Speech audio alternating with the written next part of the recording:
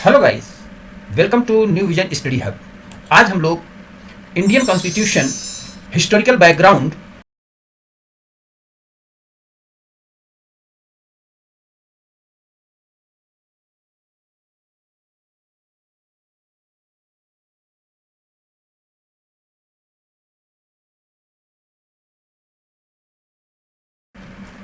भारतीय संविधान के निर्माण की ऐतिहासिक पृष्ठभूमि, इस टॉपिक के स्टडी को आगे बढ़ाएंगे। हम लोग पिछली वीडियो में regulating act 1773, Pitt's India act 1784, charter act 1793 पढ़ चुके हैं। आज के वीडियो में हम लोग चार्टर एक्ट ऑफ 1813 की स्टडी करेंगे और अब तक के जो टॉपिक हम लोग रेगुलेटिंग एक्ट से पढ़े हुए हैं उस पर कुछ एमसीक्यूज की प्रैक्टिस करेंगे। तो चलिए शुरू करते हैं। चार्टर एक्ट ऑफ 1813 बहुत महत्वपूर्ण टॉपिक है। इसकी प्रमुख विशेषताएं, इस एक्ट ने ईस्ट इंडिया कंपनी के व्यापारिक एकाधिकार मोनोपोली को समाप्त कर दिया। The act ended the trade monopoly of the east India Company in India. केवल चीन के साथ व्यापार और चाय के व्यापार पर कंपनी का एकाधिकार बना रहा। Monopoly was retained only over T and trade with China.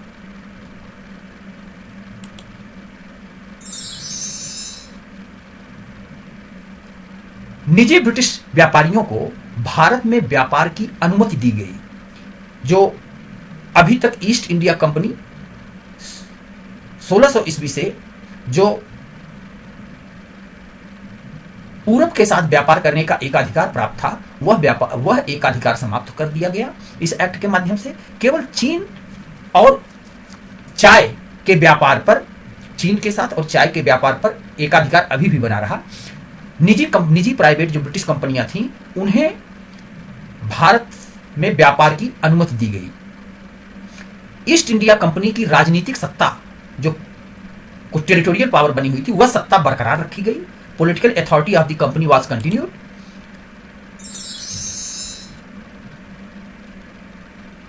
Charter को अगले 20 साल के लिए रिन्यू कर दिया गया, नवीनीकृत किया गया कि कंपनी अब 20 साल बाद दोबारा इस पर आगे विचार किया जाएगा। फाइनेंशियल ग्रांट फॉर एजुकेशन, पहली बार भारत में शिक्षा के प्रसार हेतु प्रतिवर्ष 1 लाख रुपए देने का प्रावधान किया गया। इसमें for the first time ₹1 lakh per year was allocated for the promotion of education in India. इसमें क्रिश्चियन मिशनरियां धर्म के प्रचार प्रसार के लिए लगातार दबाव बना रही थीं ब्रिटिश पार्लियामेंट पर। तो इस एक्ट में ईसाई मिशनरियों को भारत में आकर स्कूल खोलने और धर्म प्रचार की अनुमति दी गई। Christian missionaries were permitted to propagate religion and open educational institutions in India. British नागरिकों को भारत में बसने और व्यापार करने की अनुमति दी गई। British subjects were permitted to settle and trade in India.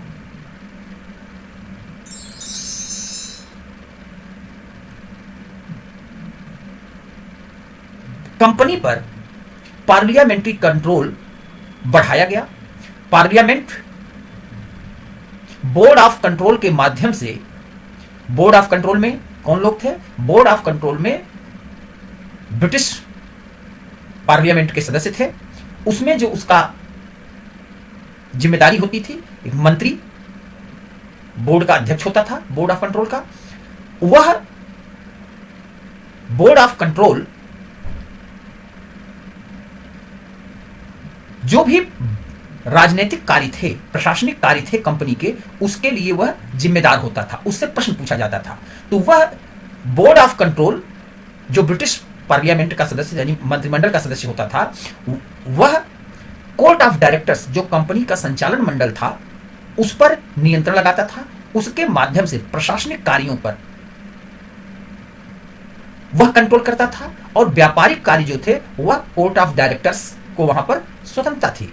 लेकिन जो प्रशासनिक कार्य थे उस पर बोर्ड ऑफ कंट्रोल का कोर्ट ऑफ डायरेक्टर के माध्यम से भारत के प्रशासन पर नियंत्रण। तो पार्लियामेंट्री कंट्रोल कंपनी पर बढ़ाया गया और अधिक मजबूत किया गया। स्पष्ट किया गया कि भारतीय राजस्व कंपनी के व्यापारिक लाभ के लिए उपयोग नहीं होंगे। जो रेवेन्यू कलेक्ट किया जाएगा वह कंपनी अपना प्रॉफिट कहां से कमाए? व्यापार से। जो रेवेन्यू कंपनी अपने कमर्शियल प्रॉफिट के लिए इंडियन रेवेन्यू का यूज नहीं कर सकती, यह डिक्लेयर किया गया।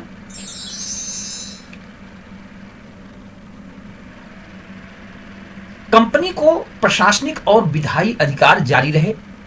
Company retain its administrative and legislative powers. Governor general की शक्तियां पहले जैसी बनी रही, कोई बड़ा परिवर्तन नहीं किया गया। सिद्धांत स्टेट रिस्पॉन्सिबिलिटी इन एजुकेशन, इस प्रिंसिपल को स्थापित किया गया कि शिक्षा के कार्य के लिए सरकार यानी राज्य जिम्मेदार होगा। शिक्षा के क्षेत्र में सरकारी हस्तक्षेप की शुरुआत इसी एक्ट से मानी जाती है। This act marks the first step toward state responsibility for education in India. Missionary स्कूलों का प्रसार इसी एक्ट के बाद तेजी से बढ़ा। इसी एक्ट के माध्यम से जो वेस्टर्न एजुकेशन थे, पश्चिमी शिक्षा पद्धति और आइडियाज, उनके विचारों के प्रसार की शुरुआत हुई। It facilitated the growth of western education and liberal ideas, जो वेस्टर्न आइडियोलॉजी थी उसके विकास प्रचार प्रसार होना शुरू हुआ। इंडियन मार्केट को ब्रिटिश गुड्स के लिए, ब्रिटिश वस्तुओं के लिए खोल दिया गया, यानी उपनिवेशवाद की नींव मजबूत हुई। Indian markets were open to British goods, strengthening colonial exploitation.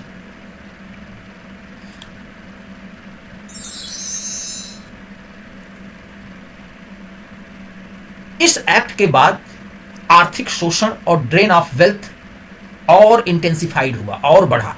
आर्थिक शोषण और बढ़ा। कंपनी के व्यापारिक युग के अंत की दिशा में यह पहला औपचारिक कदम था।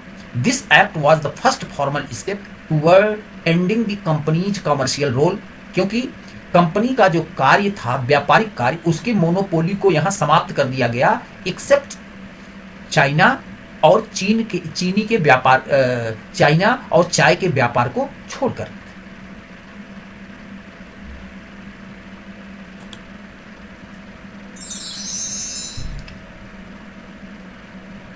ब्रिटिश सरकार भारत पर प्रत्यक्ष नियंत्रण की ओर और आगे बढ़ी, यानी जो ईस्ट इंडिया कंपनी कंट्रोल कर रही थी उस पर नियंत्रण बोर्ड ऑफ कंट्रोल के माध्यम से बढ़ाया गया।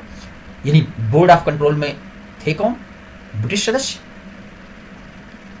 ब्रिटिश मंत्रिमंडल के लोग। तो ऐसे में वे सरकार का नियंत्रण और ज्यादा से ज्यादा बढ़ता गया। संवैधानिक विकास की दृष्टि से यह एक बहुत महत्वपूर्ण चरण माना जाता है। 1793 के एक्ट में जो शुरुआत हुई थी वह क्या था? मोनोपोली बनी रही कंपनी की, 20 साल के लिए बढ़ा दी गई थी और व्यवस्था की गई थी कि इंडियन रेवेन्यू से कर्मचारियों के वेतन, सैलरी से वेतन दिए जाएंगे। 1813 के चार्टर एक्ट में मोनोपोली जो थी, व्यापार की जो एक ईस्ट इंडिया कंपनी की जो मोनोपोली थी वह समाप्त हो गई, एक्सेप्ट चाइना और टी के साथ व्यापार को छोड़कर शेष सब में उसे प्रतिस्पर्धा करनी होगी। और एजुकेशन ग्रांट दिया गया, 1 लाख रुपया पर ईयर खर्च करने की जिम्मेदारी कंपनी को दी गई कि यहां पर सरकार खर्च कर सकती है पश्चिमी शिक्षा यानी ब्रिटिश शिक्षा के विचारों के प्रचार प्रसार के लिए। ब्रिटिश मिशनरियों को भारत में अपने शिक्षण संस्थान खोलने और धर्म के प्रचार प्रसार की अनुमति मिल गई। यह चार्टर एक्ट 1813 की प्रमुख विशेषताएं थी, जो प्रमुख प्रावधान थे।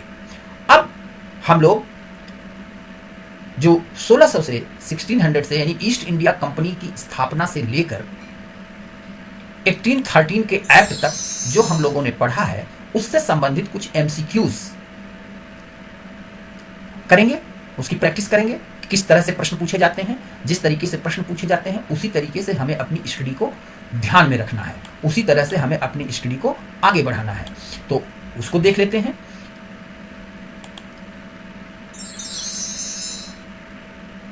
पहला प्रश्न है, ईस्ट इंडिया कंपनी को भारत में व्यापार की अनुमति किसने दी? Queen Elizabeth first, king James first, queen Victoria, British parliament. इसमें करेक्ट आंसर लगा लिए होंगे, अपने को चेक करिए, देखिए और फिर जो हम आंसर बताते हैं उससे अपने को मैच करिए। क्वीन एलिजाबेथ फर्स्ट, इन्होंने 1600 में क्वीन एलिजाबेथ फर्स्ट ने ईस्ट इंडिया कंपनी को रॉयल चार्टर दिया। यह प्रश्न यूपीएससी में पूछा गया है कई बार, क्योंकि एक ही बार लिखा हुआ हूं, ये कई बार पूछा गया है। स्टेट पीसीएस में भी पूछा गया है, एसएससी में, सीजीएल में, इन सब में ये पूछा गया है। नेक्स्ट क्वेश्चन है, ईस्ट इंडिया कंपनी की स्थापना किस वर्ष हुई? लगा लिए हुए क्वेश्चन। 1600 ईस्वी में इसकी स्थापना, ईस्ट इंडिया कंपनी की स्थापना 31 दिसंबर 1600 को हुई।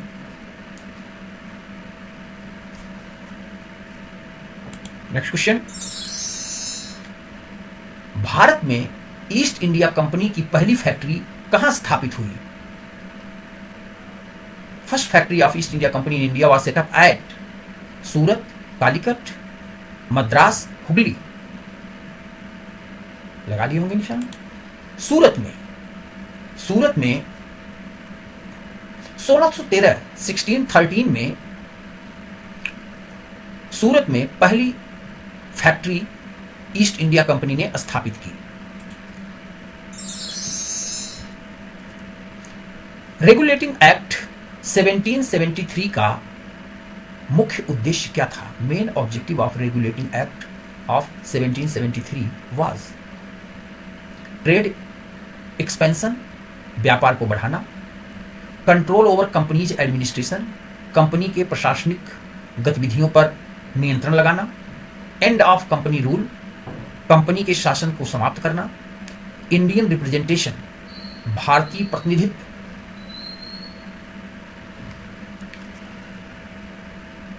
लगा लिए होंगे निशान अपना आंसर। देखें, कंट्रोल ओवर कंपनीज एडमिनिस्ट्रेशन, पहली बार भारत में जो ईस्ट इंडिया कंपनी के विजित क्षेत्र थे उस पर उनको रेगुलेट करने के लिए जो मद्रास, बॉम्बे, बंगाल, इन प्रेसिडेंसीज के अधीन जो क्षेत्र थे उनके कंपनी के उन प्रशासनिक कार्यों पर नियंत्रण लगाने के लिए यह एक्ट पारित किया गया।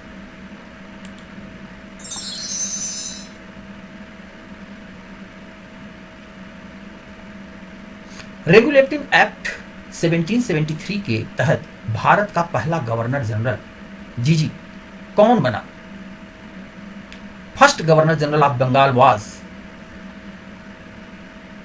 भारत का पहला गवर्नर जनरल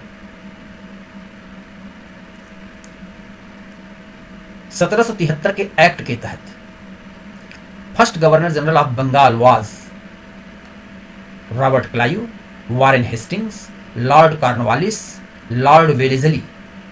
गाली होगी सब, ये बहुत बार पूछा गया है।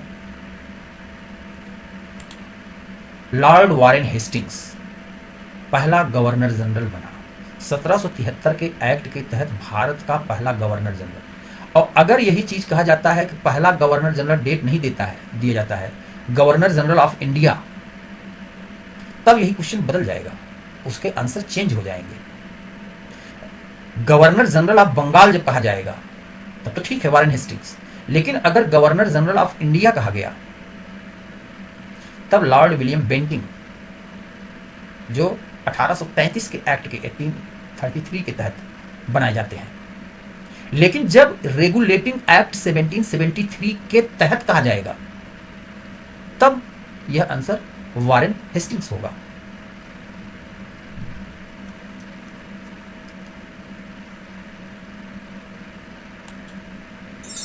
नेक्स्ट क्वेश्चन है,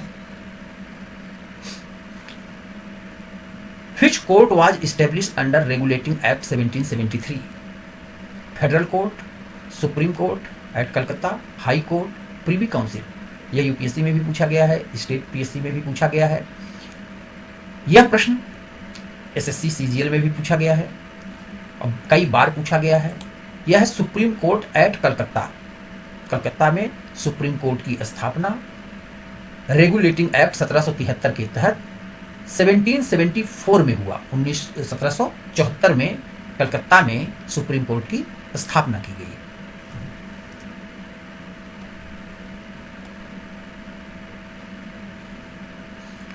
नेक्स्ट क्वेश्चन,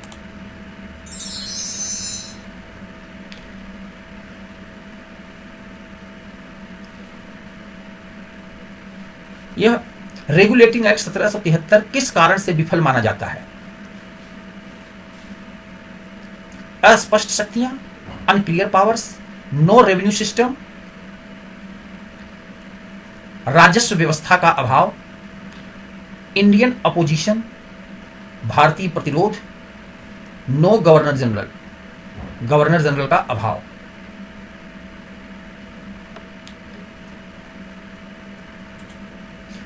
अनक्लियर पावर्स किसके किसके बीच में? रेगुलेटिंग एक्ट बनाया गया तो वहां पर जो प्रेसिडेंसीज थी, मद्रास, बंबई, कलकत्ता, कलकत्ता के गवर्नर को गवर्नर जनरल बना दिया गया, अन्य दोनों प्रेसिडेंसीज को उसके अधीन लाया गया। लेकिन वहां पर शक्तियां पूरी तरीके से किस प्रेसिडेंसी की कहां है, कहां तक यूज किया जाएगा, वह क्लियर नहीं थी, तो उसमें काफी ज्यादा विरोधाभास थे। Next question, Pitt's India act 1784 का उद्देश्य क्या था? Objectives of Pitt's India act 1784 was trade monopoly and, व्यापारिक एकाधिकार की समाप्ति, डुअल गवर्नमेंट, द्वैध सरकार, दोहरी सरकार, एजुकेशन प्रमोशन, शिक्षा को बढ़ावा, जुडिशियल रिफॉर्म्स, न्यायिक सुधार। Objectives of Pitt's India act 1784 क्या था? लगा लिए होंगे। यहां पर डुअल गवर्नमेंट थी, दोहरी सरकार की व्यवस्था थी। कौन? एक तो इस एक्ट के द्वारा व्यापारिक और प्रशासनिक कार्य ईस्ट इंडिया कंपनी के कॉमर्शियल और पॉलिटिकल जो कार्यों को अलग करके देखा गया। कॉमर्शियल एक्टिविटी के लिए बोर्ड ऑफ कंट्रोल था और जो पॉलिटिकल एक्टिविटीज थी, भारत के विजित क्षेत्रों का जो टेरिटोरियल पावर था उस पर नियंत्रण के लिए बोर्ड ऑफ कंट्रोल का गठन किया गया। बोर्ड ऑफ कंट्रोल और कोर्ट ऑफ डायरेक्टर्स दो बन गए। दोनों का नियंत्रण board of control, court of director के माध्यम से पॉलिटिकल कंट्रोल कर रहा था और कॉमर्शियल तो ऑलरेडी कोर्ट ऑफ डायरेक्टर्स के हाथ में था।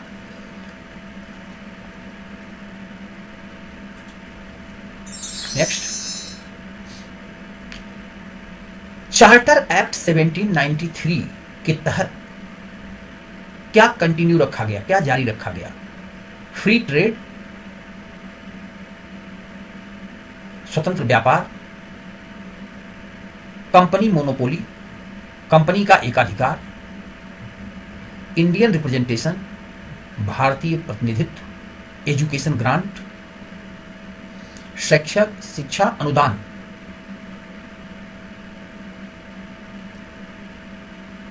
लगा लिए होंगे निशान। कंपनी मोनोपोली जारी रही अगले 20 साल के लिए, व्यवस्था कर दी गई। फ्री ट्रेड 1813 के चार्टर एक्ट में आता है। फ्री ट्रेड कोई भी जो ब्रिटिश कंपनी है वह पूरब के साथ व्यापार कर सकती है, वहां पर कंपटीशन बढ़ा। नेक्स्ट,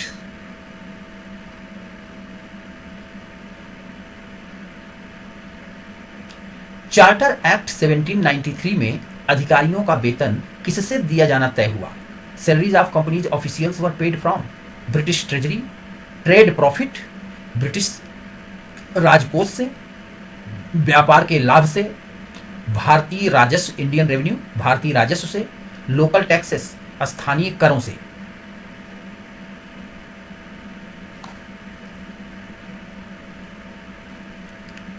होंगे भारतीय राजस्व इंडियन रेवेन्यूज जो यहां कलेक्ट होता था उससे वेतन दिया जाना तय हुआ।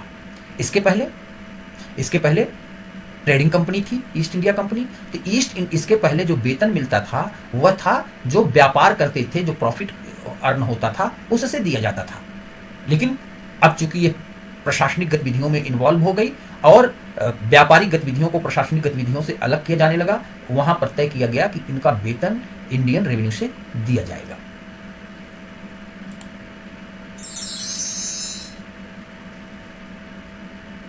चार्टर एक्ट 1813 का सबसे महत्वपूर्ण फीचर क्या था? सबसे महत्वपूर्ण विशेषता, मोस्ट इंपॉर्टेंट फीचर क्या थी? एंड ऑफ मोनोपोली, व्यापार पर एकाधिकार की समाप्ति, एजुकेशन ग्रांट,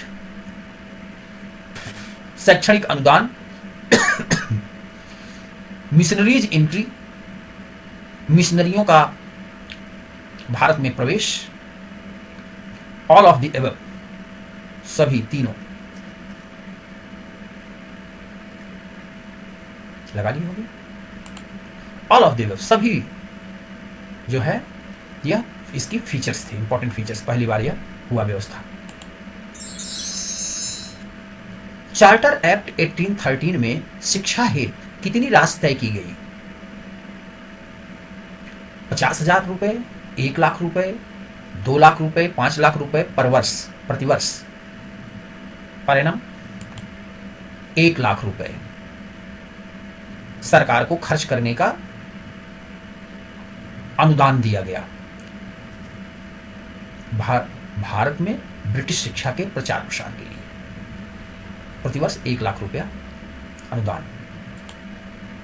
नेक्स्ट, किस एक्ट ने कंपनी के व्यापारिक एकाधिकार को समाप्त किया? Which act ended companies trade monopoly? 1793, 1813, 1833, 1853। अभी पढ़े हो। 1813 का चार्टर एक्ट, इसमें अन्य ब्रिटिश कंपनियों को पूरब के साथ व्यापार करने की अनुमति मिल गई और जो मोनोपोली थी ईस्ट इंडिया कंपनी की पूरब के साथ व्यापार करने की, वह समाप्त हो गई। केवल मोनोपोली बनी रही चीन के साथ व्यापार करने और चाय पर, इसकी मोनोपोली बनी रही और वो भी पूर्णतः समाप्त हो जाता है 1833 में। वह भी पूरी तरीके से व्यापारिक कंपनी से एक प्रशासनिक कंपनी में चेंज हो जाता है। ईस्ट इंडिया कंपनी का कार्य व्यापारिक अंदर होकर के प्रशासनिक हो जाता है 1833 के एक्ट में।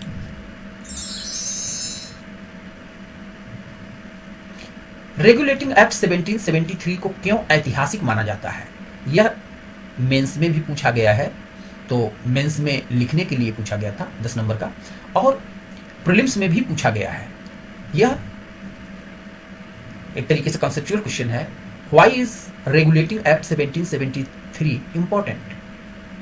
फर्स्ट कॉन्स्टिट्यूशनल स्टेप, पहला संवैधानिक कदम, end of company rule, company के शासन का अंत, इंडियन पार्टिसिपेशन, भारतीय प्रतिनिधित्व, भारतीय सहभागिता, डायरेक्ट क्राउन रूल, प्रत्यक्ष ताज का शासन।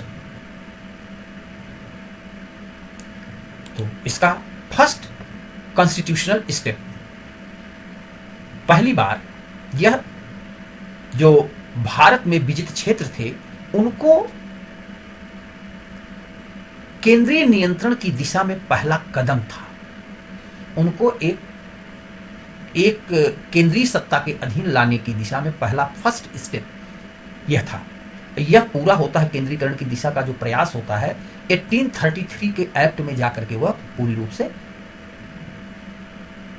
वहां पर पूरा होता है। यह केंद्रीकरण की दिशा में पहला कदम था। 1833 के एक्ट में पूरी तरीके से पूरा होता है जब बंगाल के गवर्नर जनरल को गवर्नर जनरल ऑफ इंडिया कहा जाने लगता है। सारी शक्तियां उसमें आ जाती हैं। नेक्स्ट क्वेश्चन,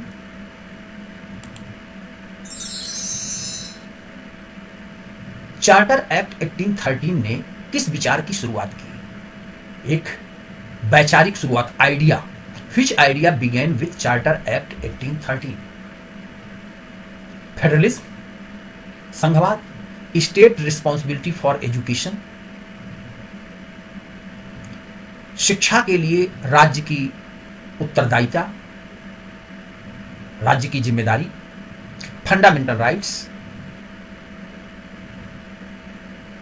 मौलिक अधिकार, जुडिशियल रिव्यू, न्यायिक पुनरीक्षण या पुनर्विलोकन। क्वेश्चन लगा लिए हो गए। इस विचारधारा, यह विचार जो शुरू हुआ, स्टेट रिस्पॉन्सिबिलिटी फॉर एजुकेशन, शिक्षा के लिए राज्य को जिम्मेदारी लेनी है। सर्वसुलभ शिक्षा उपलब्ध कराना राज्य की जिम्मेदारी है। यह सिद्धांत, यह विचार 1813 के एक्ट से शुरू होता है। तो यह जो महत्वपूर्ण इस एरिया से आए हुए जो क्वेश्चंस हैं उन सब का हम लोग एक बार देखें कि किस तरह से प्रश्न पूछे जाते हैं। कुछ क्वेश्चन थोड़े से और भी कॉन्सेप्चुअल, जो क्वेश्चंस कुछ थोड़े से और कॉम्प्लिकेटेड पूछे जाते हैं वो आगे देखेंगे बाद में, कि ज़्यादातर इसी तरह के प्रश्न पूछे जाते हैं। लेकिन कुछ क्वेश्चंस होते हैं जटिल जो कि घुमा करके पूछे जाते हैं, तो आगे हम लोग उसको देखेंगे बाद में। अभी इतना ही। आगे की जो हम क्लास कवर करेंगे वह 1833 और 1853 के एक्ट को हम लोग कवर करेंगे अगले वीडियो में। अगर आपको गाइस यह हमारा प्रयास अच्छा लग रहा हो तो कृपया चैनल को सब्सक्राइब कीजिए, लाइक कीजिए और कमेंट कीजिए। क्या आप उसमें सुधार चाहते हैं, कैसा चाहते हैं वह आप बताएं, ठीक है। स्टडी जारी रखिए, कंसिस्टेंसी बहुत ज़रूरी है। हमारी पिछली वीडियो जो बना है 1600 से लेकर के 1793 के एक्ट तक का, इसके पहले के जो वीडियो है उसको आप देखें और इस पे संबंधित कई क्वेश्चंस की वीडियो हमने डाले हुए हैं, उन सबको आप देखें। आपका इससे और अच्छी तैयारी होगी। डिस्क्रिप्शन में हम उनकी लिंक डाल देंगे। आज आप लोगों ने देखा, क्लास को सुना, इसके लिए आप सबको बहुत बहुत धन्यवाद। जय हिंद, जय भारत, जय भारतीय सेना। Thank you.